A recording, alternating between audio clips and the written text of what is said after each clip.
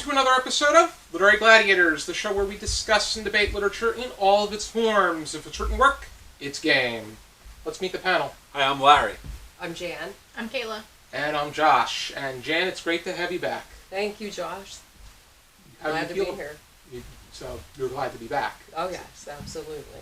Ready. I've enjoyed reading all the books and listening to prior discussions of books I haven't read yet.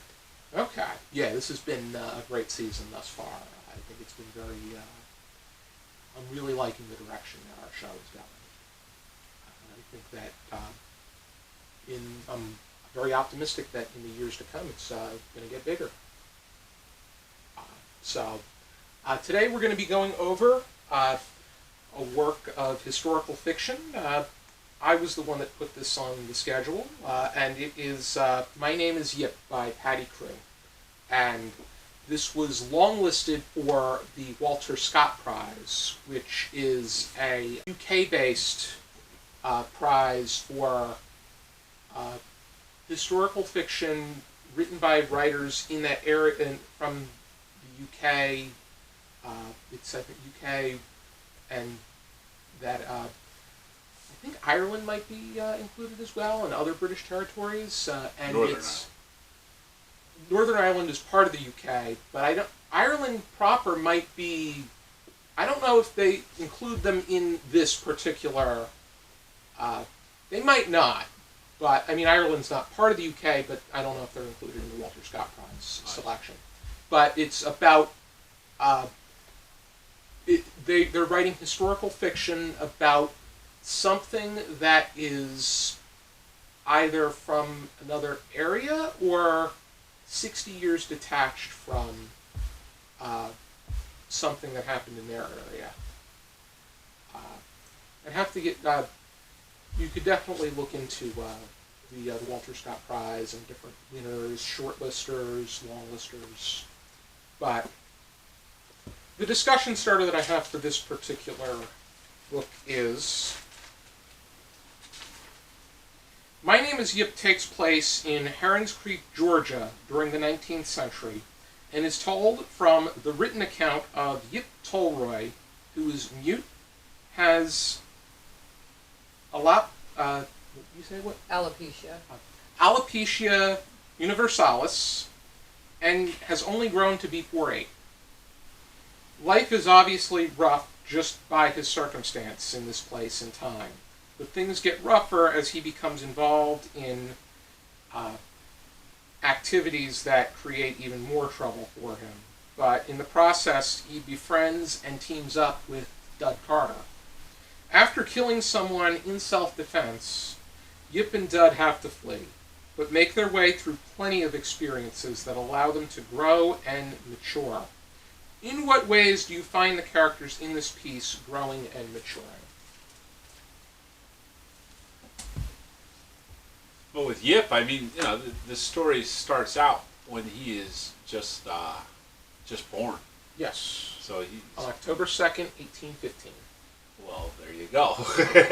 But yeah, so he's growing quite a bit, you know, I mean, physically at least, from the time that this story begins all the way up until the conclusion when he's writing the book.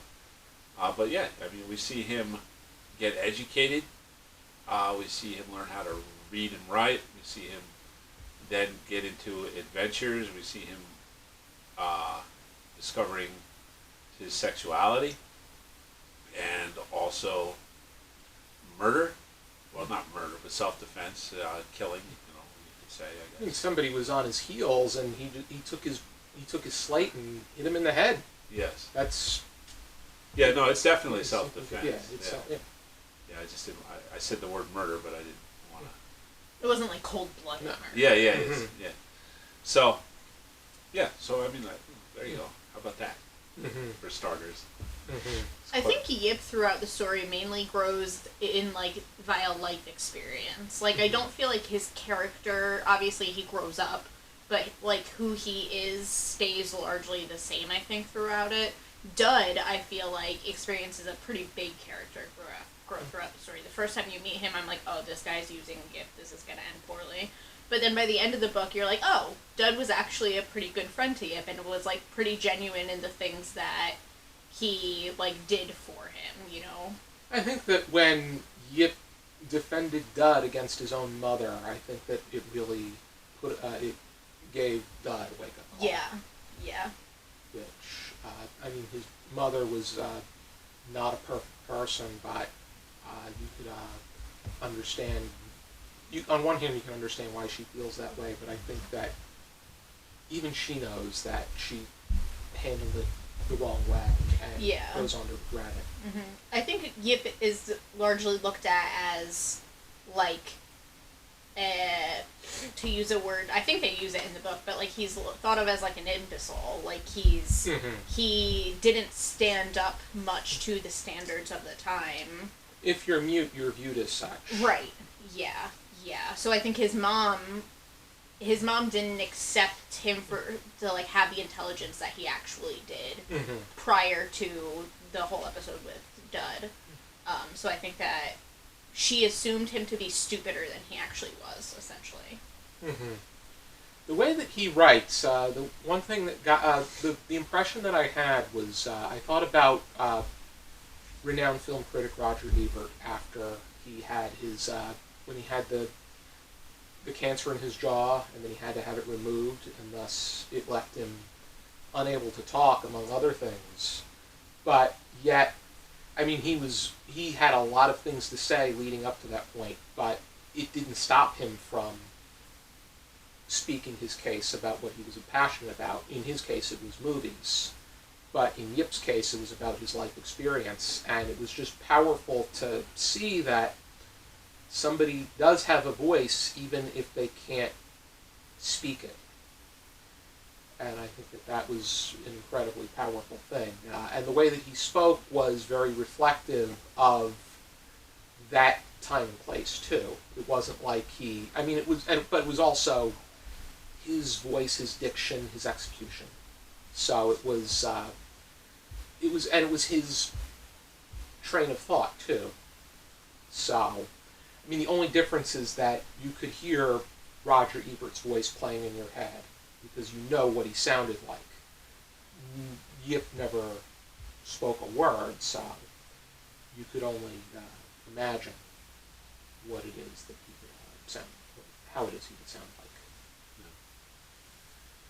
Yeah, I thought also his attitude toward his mother. I think that's another area where we see him grow. Where at first, he thinks she's just mean, and then he realizes that she was trying to protect him as a child, and that she actually loved him. He comes to realize that through time. So I think that's another example.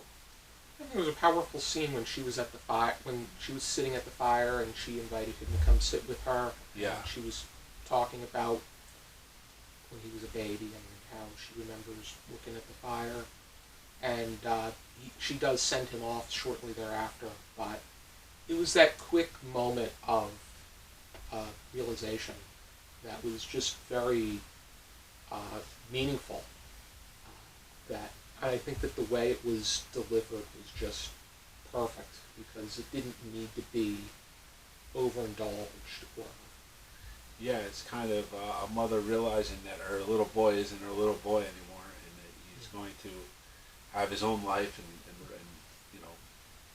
she's realizing that even more than he is, I think, in that moment. And yeah, it's a good tender moment there. And he's doing things for himself too. Yeah. And that he's actually taken the steps, even if he's needed help in doing so. You want to jump in, Jan? Sure. I thought it was one of the most amazing books I've ever read. Right from the very first paragraph, I was deeply into this story. It is so well written, especially considering the author himself is from England. He didn't grow up in this country, and even for someone who grew up in this country, just say as any of us right now, it would be difficult to write a story based in Virginia or any other southern state that we're not really familiar with, haven't grown up in, or the manner of speaking that the people there have. So this book was exceptionally well written, and I like the part. I mean, I loved everything about this book. I will say that everything. I think in the beginning it was very interesting how this retired, I believe, teacher just came walking through town and Shelby saw. Subs. Yes, thank you. It's been a while since I've read it, so. But he saw that Yip had potential. He recognized that this child may be mute, but that doesn't make him unintelligent. So he bought him the slate, and he got him the chalk to go with it, and gave this to Yip, or taught Yip how to write his own name over and over again, and then Yip was able to learn to read his name, and in turn other words that he and Stubbs, was it Stubbs? Yes. Mr. Stubbs would go over. So that is how Yip learned to read. And Yip was quite intelligent. I was pleasantly surprised at some of the like descriptions. Yes, and his stuff. vocabulary. Yeah, yes, I agree. Yeah, he did have some good knowledge of vocabulary. Let's say $1 million words. So. I thought Shelby Stubbs was a very impactful character, and I think he was the one that gave him his voice. Yes. And I just really, I admire that there's somebody like that was able to provide him with that step to communicating with the world, and I think that the use of the slate and the chalk was just very. I think that it was a great way for somebody to be able to communicate during that time too. I mean, now you could use a word processor, and oftentimes it will speak for you. And then sometimes you just take a notepad and write something. But I think that it was such a great idea to have a slate and chalk. I mean, his eraser would be him spitting on it and just rubbing it, but that was a different time. They weren't concerned so much about sanitary things. Yeah. And it's used also very cleverly in some aspects where him and Dud are having an argument. I forget exactly what it's about. I know one time it was about like God, because I think he said, who are you to think what God's thinking? Yeah, I remember that. But yeah, he's not like quiet with his voice at all. Like, he's very willing to push back and like fight with Dud over things. But the aspect I was talking about was when I think they were by the fire. I think they're talking about what they're going to do next or what they should do, and Yip has his idea and Dud has his idea, and Yip writes something on the board and he shows it to Dud, and Dud says, I don't agree with that or whatever. And then, but then he goes off and says something else. But then to make his point again, he just takes the slate and throws it down in front of Dud where he's looking, so that he's going to have to look at those words again. Yeah. I thought that was really cool. Yeah. Yeah. That sounds fun, actually. Yeah. So you couldn't escape the point, And what are your thoughts about the character of Solus, the escaped slave that comes and basically holds him hostage, and then is the one that really splits the two apart? Yeah, he's not in there much. I mean, he's not a very big character. He's got his mission, He's trying to find his sister, and he's doing whatever he can, I think, in order to find his sister. So he doesn't care about anything else, and he's going to use whatever means are at his disposal to get what he wants. I would say I understand his motive, because he was himself held under enslavement, captivity, and has that freedom and that adrenaline to he's looking to reunite with his sister. Unfortunately, though, my sympathies are with you. Yeah. Oh, yeah. Because I think it's not the right thing to go to not to pretty much assault somebody, eat their food, and keep them at gunpoint and leashed. Yeah, I think that it's an interesting, like, depiction because I do think it is it's the times, you know, the early 1800s. It is the way of life back then, and I don't think it's particularly sympathetic towards Solus. You can like sympathize with him and empathize with like the journey he's on, but yeah, ultimately we have to side with Yip because it wasn't the right thing to do. Yeah, in this case, I mean, there's central characters that you're not meant to sympathize, but in this case, I think that Yip's the one that garners more sympathy because of the means. Instead of teaming up, he takes him hostage, and then. But that's where it leads to. That's where he ends up connected to Jim Coyne, who initially seems like he's the more nurturing figure that gets him out of the situation and lures him in. But there were a lot of red flags that came with him because of his clear attitude. Because it turns out that Solus and his sister ended up getting mutilated and killed. Yeah. Which was incredibly unfortunate. Brutal, it was pretty graphic. Yeah, and just his language toward that presented a red flag, as well as his just the whole atmosphere. Yeah, and I think that's the part where you kind of have to remember we are looking at this through somebody who is naive because of the way he's been brought up, and he's still young. Yip is like a teenager when all of this happens. About 14. So I do think that like you need. It would be hard for a 14-year-old to pick up on the red flags when Jim Coyne does appear like a savior. Us as adults and with like the forethought can be like, oh, this guy doesn't seem so good. And he speaks very well too. Right. But then when you see the kind of people he's dealing with. Yeah. But there is one thing that Solus does make mention, and I think that it does linger into the theme of the story, and that that there is in his words, they is many kinds of silence, in the way that mutism is not the only way that one is silent. There's people that in society that don't have a voice or an ability to have an impact on not just what they think is right, but their own well-being. So, but going back to Jim, it was the way that it's just the nature of it. He's not necessarily, he is a cruel person, but he is first and foremost an opportunist. Because when the money's no longer there for the traveling shows, like what he had with the different kind of the twins and the pig lady and whatnot, he just starts putting on Wild West shows where people are performing.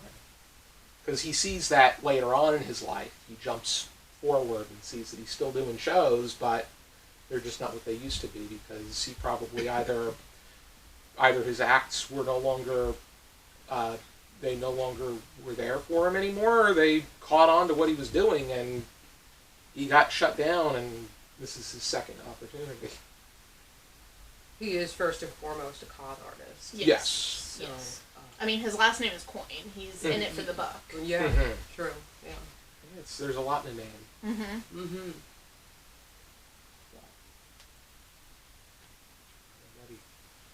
Was there, you want to say something, Larry? I like this story. One thing I noticed that I thought was odd is there's no contractions. Did you guys notice that? There's no contractions in this work at all? I listened to it, so I didn't pick up on that. There's also, you mean quotations? No, contractions. There's no can't, don't. Right. I see won't on 116. Really? Yeah. He just opens up to a random page and proves me wrong. Ain't. Ain't on 152. Wow. Ain't is not a word. No, I really thought that there wasn't. There isn't. It's very Cormac McCarthy-esque, where there is no quotations, but this is a written account from. It's a written account from Yip's perspective, so it actually does make more sense in this case rather than whereas usually Cormac McCarthy's is a Stylistic choice. that, and also it's usually third-person perspective as far as I know. I mean, maybe it's not, but because I'm trying to think, because I've read The Road and No Country for Old Men, and he does it with all his books. Good movies. And he also, I haven't read Yeah, the books, though. I've heard good things about No Country for Old Men. I thought it was a pretty good book. And I think I admire his, that he's objective with the way he doesn't try to put himself in the opinions of the characters. He lets them have their own opinions. But, like, Yip abbreviates words like, when he says, "but I was no more than a yard away," instead of Y-A-R-D, it's Y-D for yard. That's interesting. That's probably, I mean, from like again, if you're looking at Yip is the one writing the story down, it's probably to save time. Like, he probably abbreviates these things because he's writing Trying to it talk. all. Yeah. Yeah, and I mean, he wants to keep his hands from getting too sore. Right. Sooner than they already are. Right. He could probably get up and give him a break and then come back to it. He's trying to save time. He's got stuff to write. The boy's on a mission. He experienced a lot in a very short period of time. I mean, he grew up fast, and I believe that accidentally killing that man with the slate, and was that not a scene in a tavern or a gambling house? Yeah. And so he grew up very quickly due to that having happened, and he became an adult from that moment on, and I thought it was great how Doug Carter saw, it kept up with him. Like, at first I thought Doug Carter was going to kill Yip. I didn't think anything good was going to come out of the pairing of the two of them, and they became best friends. And Doug wasn't much older than Yip. He himself was, I believe, early 20s. That sounds about Correct. right, because he was a little bit younger. He was young. He was a kid when he witnessed Yip's father get killed by Mr. Coombs. By being in a tree. It's a common Yeah, which way is to how get Yip seen. got caught Yeah. with like it was almost- for pinning for gold. Yeah. And the thing is Yip grew up thinking that his father was a coward and ran away from Yip the night he was born because the doctor didn't expect Yip to live long, and told his mother to have the shovel ready to bury this baby. And so Yip finds out the truth of his father being murdered from Dud, right? Wasn't it Dud who told him that? Yes. And figured out that it was. Yes. Yeah, he didn't know. Dud didn't know it was his father. Yeah. Right. Yes, that's true. Right. And so, but it worked out. So then he finally learned the truth of why his father never returned that night. And it wasn't cowardice, as Yip's mother had thought. And it's not that he didn't man up and want to be a father. But again, I mean, why he ran out of the hospital in the first place, though? He took off because he was upset about the condition of his newborn son, but he probably would have returned at some point in time had he not been murdered. So that makes sense, because he was someone that left and would be gone for a while and then return, and it was a constant thing. But there was a lot of drinking and doing whatever their things, being outlaws, digging for gold and whatnot, that would keep a man away from home for a while.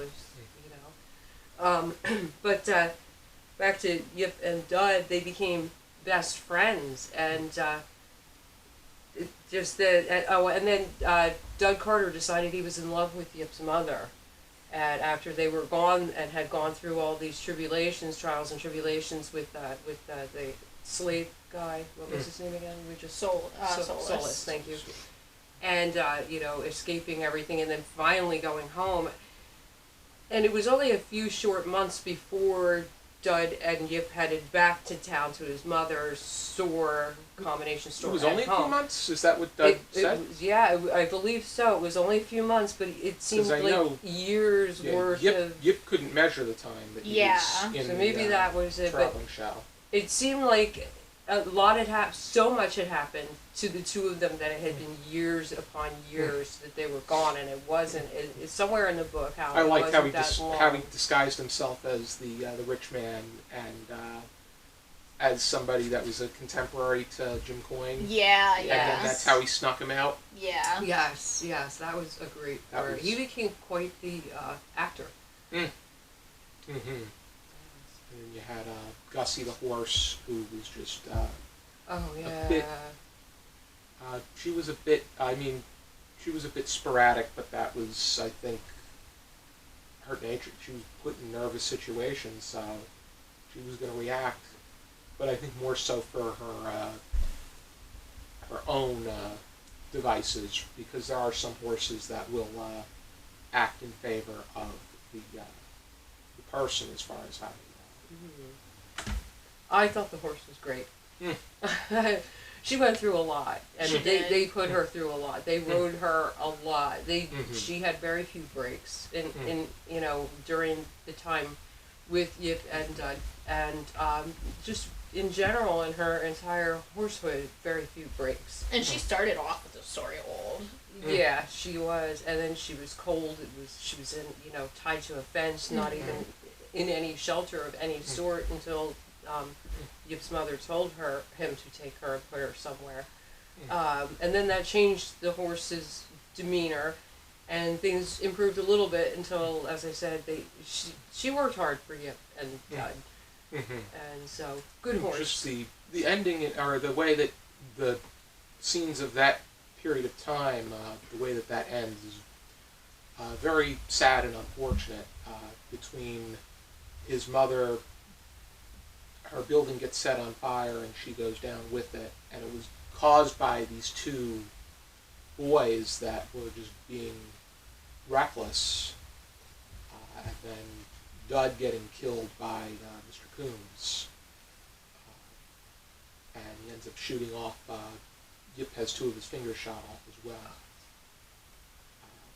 and just the way he brushes off and just walks away, just has an arrogance to him. Yeah, it was an interesting choice that the author made, because this is, he's the pinnacle villain, right, in this story, because of the fact that killing Yip's father at such an early age deprived him of having a father, and then killing his best friend, and you would expect there to be some kind of a climax, but instead the author chooses to just exit the character, and he's got nothing more to do with the story. They reunite briefly, and she says that she's gonna, but she's busy at the store at the time. So there's a brief reunion, and then she says when later that day she's gonna hold him and love him and whatnot. I was talking about Coons as the villain. Like, you would expect the climax of the story to be Yip and Coons going head to head, either like in a duel or some kind of a confrontation between the two of them. I think Dud was more so going to take care of that. He thought he was doing it when they were at the gold site, but he accidentally shot Tom Pieper through the cowboy hat. Right. So. No, but my point is that it's an interesting choice there to have the villain kind of get away without. It is an interesting choice, but in many cases back then, the villains did get away from the circumstance. The people that meant better than others didn't necessarily succeed. Yeah. Or it took a while for them to succeed. And it happens every day, unfortunately. But, I mean, he does briefly, I think one of the downsides is, as far as the writing of his book is concerned, is I think it's interesting when he looks forward on when he speaks with his wife, and he mentions that he had 3 kids. He doesn't do it a lot, and it has difficulty finding a place. You found that so? I thought it was a good glimpse into his life. Like, I agree. this story could I have think been a that- lot longer. I mean, I think it was proper that he did the last chapter was properly done, but he glimpsed a few times into the future, like in the middle when he's talking with his wife. I think that the nature of it was good, and the nature of him mentioning things that happened with, like, that he had 3 kids and how he came up. I think that these moments were very well set up, but there was just something about, I think that it also, yeah. Jarring or something? Not jarring, it's it just does, I think that, like a point A to point B kind of thing. Oh, see, I kind of liked those glimpses because I feel like they always came at times when you needed a reminder that Yip was going to make it out through the story okay. I mean, I like know? the glimpses, but he doesn't, like, he mentions only once that he had 3 kids. At the end, he mentions the woman that he married was the same one that he was interacting with under the tree. Right, But- when they were very young. Yeah. Yes, Yes. but it doesn't really, it's not much more than that. It's very, I think that, like, how did it get to that point? And what happened? You what wanted happened more. With the 3, yeah. Yeah, that's certain valid. aspects. Yeah, I I was would agree with pleasantly that. surprised that the wife he Yeah. was referring to turned out to be the little girl that left, Yeah, and he had yeah. he thought he'd never see her again. Yeah. And here he In goes fact- shares a little bit of the glimpse of the future, and they're married. Yeah, I was kind of So- expecting the story to be about that because when I am reading for Literary Gladiators, I don't read the blurb of the book. I have to read the book anyway. I don't care what the blurb says. So I'm just reading the book. So, like, when he introduced her, I was like, aw, this is going to be a love story. And then it wasn't, but then it kind of was because, like, he got his happy ending in the long run, which I feel like is the satisfying ending you want for him. Yeah. Yeah. It's interesting, the choices that the author makes, what to include and what not. Yeah. Because there's also mention, too, toward the end, that he spent time as a soldier, and I would have liked to have read more about that. I feel like Yip definitely has more story that I want to read, Yeah. you know? Mm-hmm. Oh, it's kind of like Caranthafish, where people wanted, I think Yeah, this we is want more. where Yeah. they want more, but, I mean, with Caranthafish, it's in the structure of a short story. Here, you have a bit more freedom as it being a book or novel. Yeah. But one thing that I liked that I think I thought about Jan, because of Jan's preferences, is on 324, the last paragraph in page, in chapter 86, about when he interacts with the woman Elizabeth. Once we was down from our stools, I only come up to the top of her breasts, but that did not bother her none. She was a most liberal soul. I turned and seen Dud Carter in the corner. He did salute me as we was on our way out the door. Elizabeth led me to her little cabin and her warm bed, and that is where I will stop. Them details is not for respectful sharing boy. now. Respectful boy.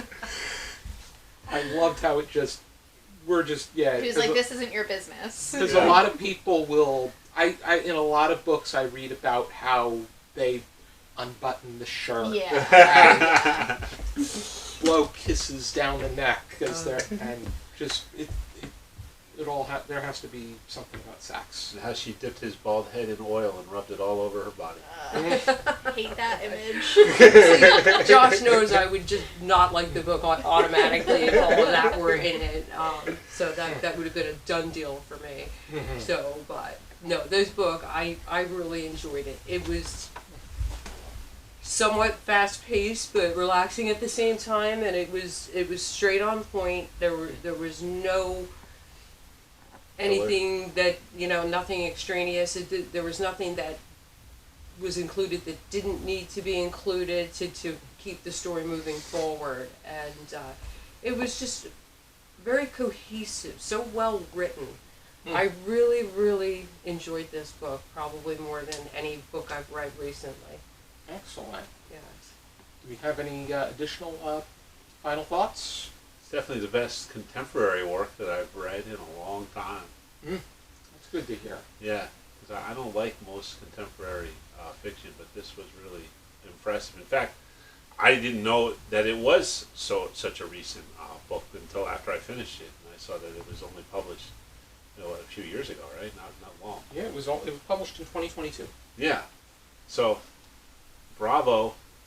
And it's good to see that there are still authors out there who are capable of writing good stories like this. I do agree that this was a great book. I really loved the fact that Yip gave us a voice that he was able to display, even though he didn't have the capability to say it. He in a way did say it, and I think that I really liked for a major part, I liked the direction that was taken here. I liked that I liked his interactions with all of the characters in his own way. I think that everyone played a major role, and I think that the role that they did play was necessary for the driving of this piece. And I think that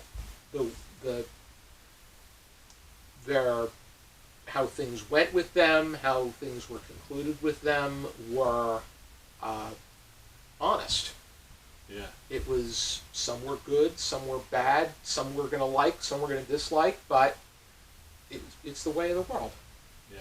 I think ultimately it's a story about friendship, and I think we need more stories about friendship. Yes, I do agree with that. How would we rate this? 0 to 5 stars, half stars permitted, Larry? I'm going 4.5. I really liked it. I take a half star off because I did find a little dissatisfied with the ending. Oh, before I do that, there's one more thing I wanted to say too about something else I thought of. Another theme in this story is like how you can't go home again, right? Where you go out, you grow up, and then you come home and the place seems changed. And in this place, it very much was, right? Where it was literally changed because of the gold rush, and everybody's just coming to this town, and they can't even recognize the place anymore.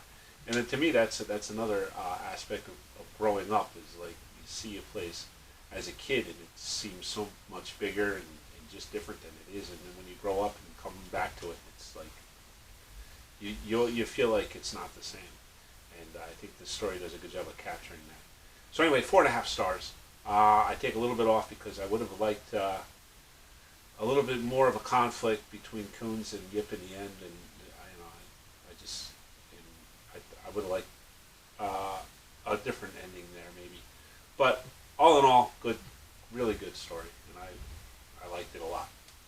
Jen? I'm going to give it a 5. Wish I could give it a 10. I think it was very well written. I absolutely love this story. I would read this again and again and again. Kaila? I'm going to give it 4 stars. I really enjoyed this book. Wasn't my favorite, no, but it was pretty good. I would give it 4.5 as well. I think that it was just a really well-written, well-immersive piece, very honest and very just well done, especially with Paddy Crewe approaching this time and making it seem real and authentic, even if he wasn't necessarily part of the time and place. My criticisms are similar with I would say, partially the ending, but more so the fact that he does make efforts and good efforts to look ahead, but not to the. I think that he could have done that more and given them more proper conclusions. And then there's also those aspects of. There's certain, especially the ones that are involved, like Doug Carter's contemporaries. They're a bit paper thin. I know what they stand for and what they mean, but they're not. I don't think that they're as. I think they could have been at least a little bit more well developed, and those aspects were a bit more confusing. It made it a little bit more confusing. But aside from that, I think that there was a great deal of human aspect and human incorporation into this very fine piece of historical fiction. Gave me a greater idea of the the psyche of the common person, and all different kinds of common people during that time, especially those that didn't necessarily have the voice. But I do agree with your point also that it does have to do with not being able to come home once you take that step. Once you take a step toward youthhood into adulthood, you can't go back down. And you could physically go back home, but it's not. You're going to look at it in a different light, oftentimes. So, even if you try to capture that nostalgic feeling, it's you're still going to have that adult cynicism. If you are interested in reading this book, which I think that you should be, here is my copy. It's a nice copy. I like a nice trade paperback. And I definitely want to read more Walter Scott Prize winners, shortlisters, longlisters. I like a good list. So. Be sure to join us next time on another episode of Literary Gladiators. For now, keep reading.